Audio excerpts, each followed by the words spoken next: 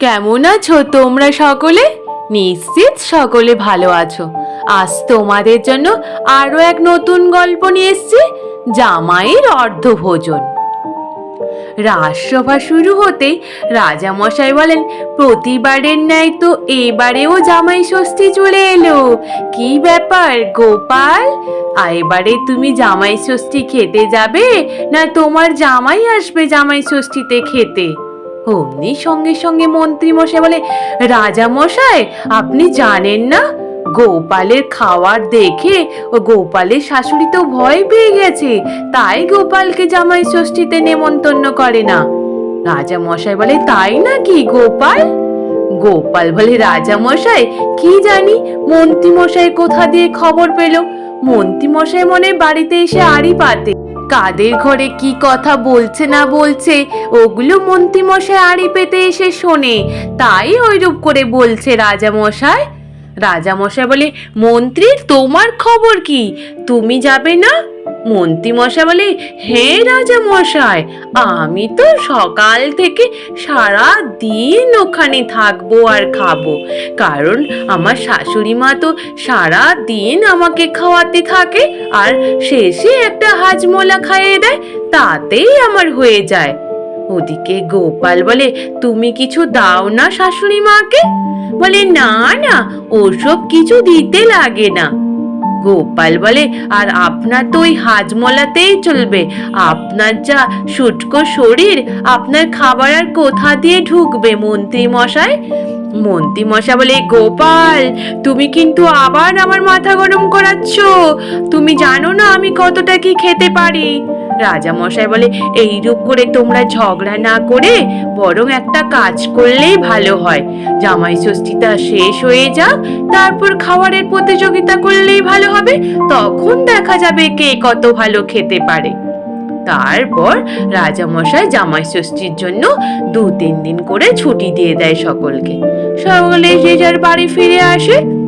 ওদিকে গোপালের গিন্নি আর গুলটে পুটি ন্যাপলারা বসে অমনি একটা চিঠি পড়ে পড়ে গোপালের গিন্নিকে শোনাতে থাকে।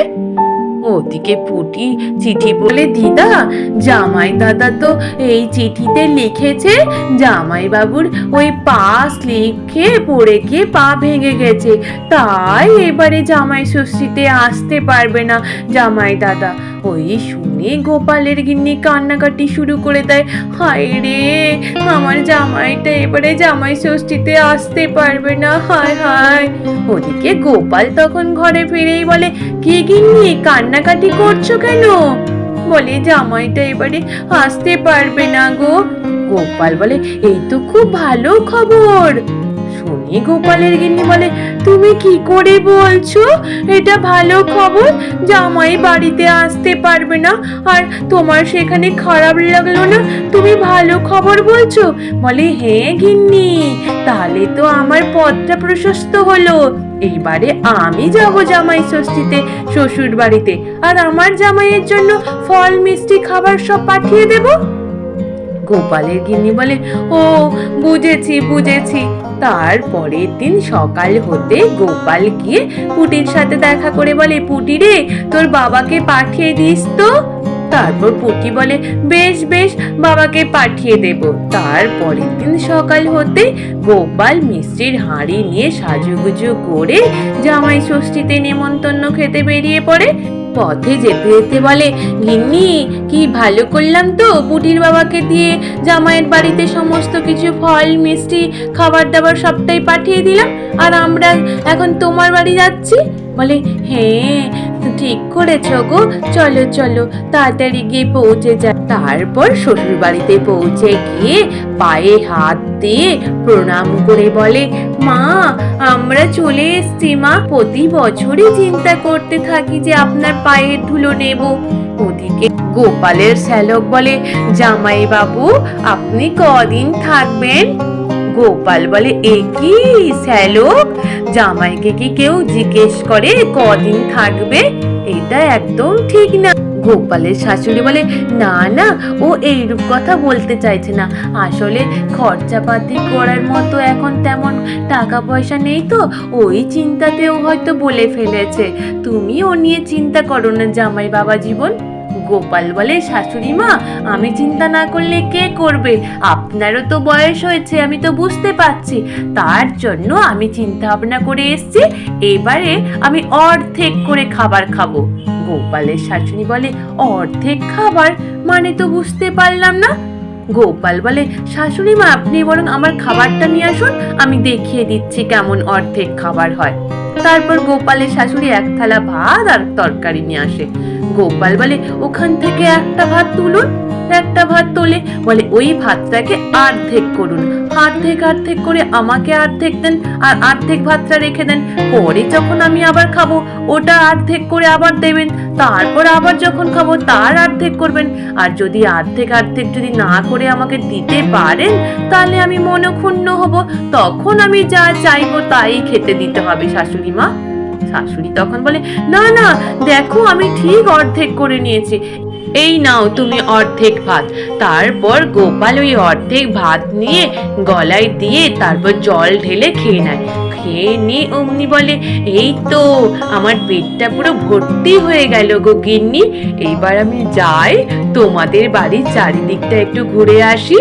তারপর গোপাল চলে যায়। গোপালের গিন্নি বলে, এ কি গো, তুমি তো কিছুই খেলে না, তুমি আবার কোথায় চলে যাচ্ছ? গোপাল বলে, গিন্নি, পেট ভর্তি আছে, এখন একটু ঘুরে আসি, তোমার মা যা খাওয়ালো তাতেই আমার পেট ভর্তি হয়ে গেছে।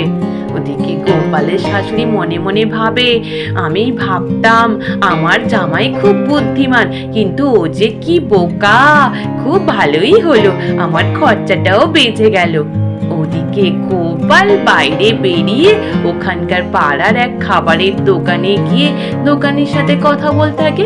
ওই দোকানি বলে, ও তুমি গোপাল ভাঁড় তাই না? ওই রাজা কৃষ্ণচন্দ্রের গোপাল ভাঁড়, কি সৌভাগ্য আমার, এসো এসো আমাদের দোকানে এসো। গোপাল বলে, হ্যাঁ হ্যাঁ, আমি আপনাদের দোকানেই খেতে এলাম, তাহলে আপনি চিনতে পেরেছেন তো আমাকে? বলে, হ্যাঁ চিনবো না, কতদিন আগের থেকেই তোমার খবর আমি জানি, তারপর তুমি আমার এই পাড়ার জামাই, আমাদের তো অনেক গর্ব, তুমি কি খাবে বলো? গোপাল বলে, কি রান্না হয়েছে শুনি? বলে, ডাল, ভাজা, ভাত, তারপর মাছের ঝোল, তারপর সর্ষে দিয়ে ইলিশ, অনেক কিছুই রান্না করা রয়েছে। বলে, বেশ বেশ, ওগুলো সব আমায় একটু ভালো করে বেড়ে দেন, আমি ওগুলো খাই।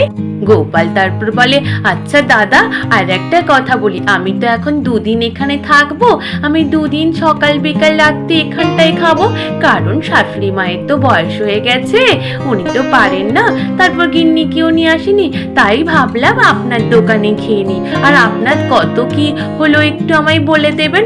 বলে, না না, তোমায় কেন বলবো, তোমার শাশুড়ি আছে না, ওর কাছ থেকে আমি ঠিক নিয়ে নেবো, তোমাকে দিতে হবে না জামাই। গোপাল মনে মনে ভাবে, এটাই তো চেয়েছিলাম আমি। তারপর গোপাল খেয়ে দিয়ে শ্বশুর বাড়িতে ফিরে যায়। তারপর বলে, শাশুড়ি মা, আবার তো খিদে পেয়ে গেল, খাবার নিয়ে এসুন। হ্যাঁ, আর মনে আছে তো, অর্ধেক ভাতের অর্ধেক ভাতটার আবার তার অর্ধেক দিতে হবে। বলে, হ্যাঁ জামাই, আমার মনে আছে। তারপর সেই অর্ধেক ভাতের অর্ধেকটা নিয়ে এসে গোপালকে দেয়। গোপাল ওই অর্ধেক ভাতটা খেয়ে নেয়। গোপালের গিন্নি বলে, এইরূপ করে খেলে তো তোমার পিঠ তো পড়ে যাবে গো, তুমি এইরূপ করে খাচ্ছ কেন? বলে, না না গিন্নি, আমি ঠিক আছি, আমাকে নিয়ে চিন্তা করতে হবে না, এই যে খেয়ে নিলাম, আমার একটু জল খেয়ে নেবো, তারপর একটু বাইরের দিয়ে হেঁটে আসবো, আমার খাবারটা আবার হজম হয়ে যাবে। এইরূপ করে রাত্রিও হয়ে যায়। রাত্রিবেলা গিয়ে ওই দোকানে গিয়ে ভালো মন্দ খেয়ে, মাংস ভাত, মাছ ডাল ভাত সব খেয়ে দিয়ে আবার শ্বশুর বাড়িতে ফিরে আসে।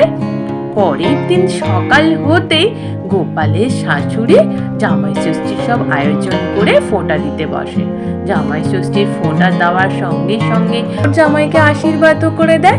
তারপর বলে, আচ্ছা শাশুড়ি মা, এবার তো আপনি আমায় খেতে দেবেন, মনে আছে তো? অর্ধেক ভাতের অর্ধেক, তার অর্ধেক, আবার তার অর্ধেক দিতে হবে, কেমন? শাশুড়ি বলে, জামাই, তা এত অর্ধেক তো করতে পারবো না জামাই।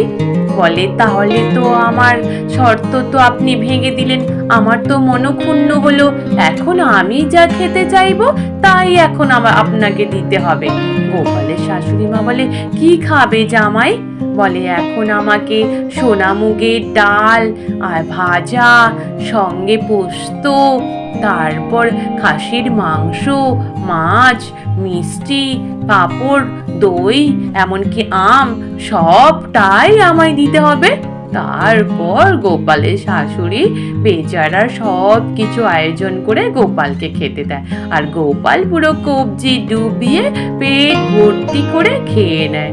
খাওয়া দাওয়া শেষ করে তারপর বলে, এবার শাশুড়ি মা আমরা রওনা দিই। তারপর প্রণাম করে দুজনে গরুর গাড়ি করে রওনা দিয়ে দেয়। ওই সময় ওই পাড়ার ওই খাবারের দোকানি এসে শাশুড়ির কাছে এসে বলে, এই যে নমস্কার মা ঠাকুরন। অমনি বলে, আপনি আপনি হঠাৎ আমার কাছে এলেন যে? বলে, আপনার জামাই তো দুদিন ধরে আমার কাছে মন শান্তি করে তৃপ্তি করে খাবার খেয়েছে, আর আমি ও সেরকম শান্তি করে খাইয়েছি, কারণ রাজা কৃষ্ণচন্দ্রের গোপাল ভাঁড় বলে কথা, তাই আমিও মন শান্তি করে তৃপ্তি করে খাওয়ালাম। আর আমাদের এখানকার জামাই আসলে দুবেলা খাওয়ার পর মোট মিলে 100 টাকা মতো খরচ হয়েছে, ওইটা দিলেই হবে। গোপালের শাশুড়ি বলে, হ্যাঁ আপনার দোকানে গিয়ে দুবেলা করে খেয়েছে? বলে, হ্যাঁ তাই তো, আমাদের দোকানেই তো খেয়েছে। এই শুনে শাশুড়ি মাথা ঘুরে মাটিতে লুটিয়ে পড়ে। ওদিকে গোপাল আর গোপালের গিন্নি গরুর গাড়ি করে যাওয়ার সময় গোপাল বলে, গিন্নি খুব ভালোই খেলাম শ্বশুর বাড়িতে। গোপালের বউ বলে, না না, আমার তো মোটেও মনের দিক দিয়ে শান্তি হয়নি গো, তুমি মোটেও ভালো খাওনি আমাদের বাড়িতে। গোপাল বলে, গিন্নি তুমি ও নিয়ে চিন্তা করো না, আমি শুধু আসলে ভালো করে খাবার খেয়ে এসছি, ও নিয়ে একদম চিন্তা করতে হবে না গিন্নি। আজ এই পর্যন্ত, নিশ্চিত তোমাদের সকলের ভালো লেগেছে। আর যদি ভালো লেগে থাকে তাহলে একটু লাইক আর সাবস্ক্রাইব করে দিও। আর তোমরা সকলে ভালো থেকো, কেমন? টাটা।